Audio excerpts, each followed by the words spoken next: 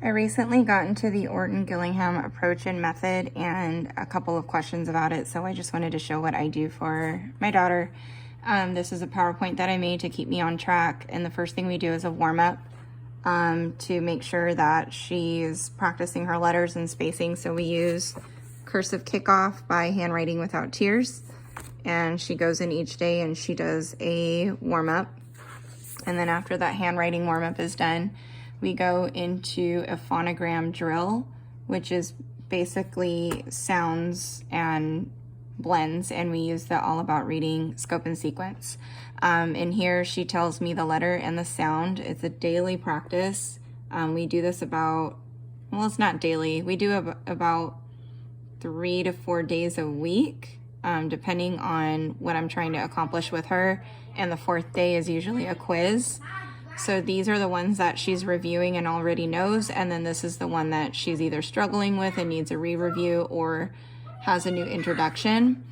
And then after that's completed, we click on this link in here, the Better Alphabet Song by Secret Stories, that was recommended to me by another homeschool mom. So we watch that so that she will learn all the phonograms. I haven't received my sight words, the sight words curriculum. I haven't received that yet, so I'm waiting for that, so I haven't started it. My daughter's talking louder as I'm doing this video. And then there's word practice, and the word practice are the words made up of these letters here. So this bunch of letters and then this letter, these letters here make up all of these words. So she practices these words, and we use these flashcards that I got from Teachers Pay Teachers. You can see it's by the Multisensory Classroom. I like these because it has the letter and a picture to remind you of what that letter sound is. So T for tiger. So we basically look at the word list and we take the flashcards out, because now this becomes more of a sensory approach. I'm going to use the word sat because that's the first vowel I found.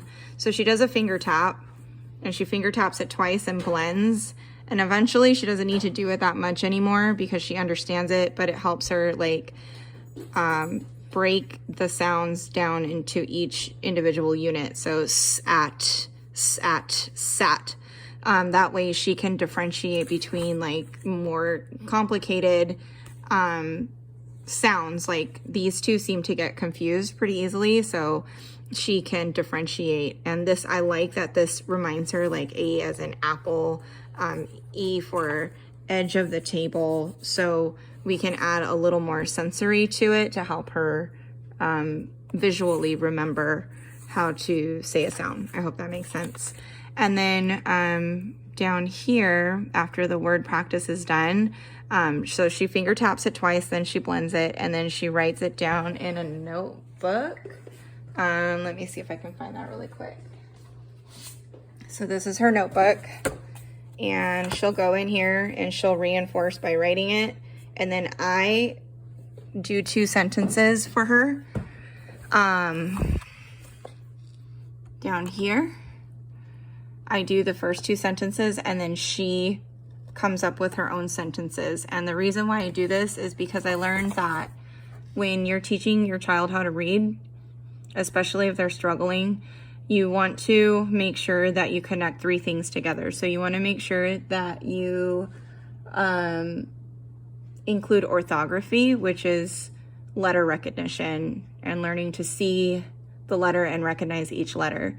Then you want to include phonology, which is what we hear. So B would say b, a, or A would say a, T would say t. So then you have the word bat.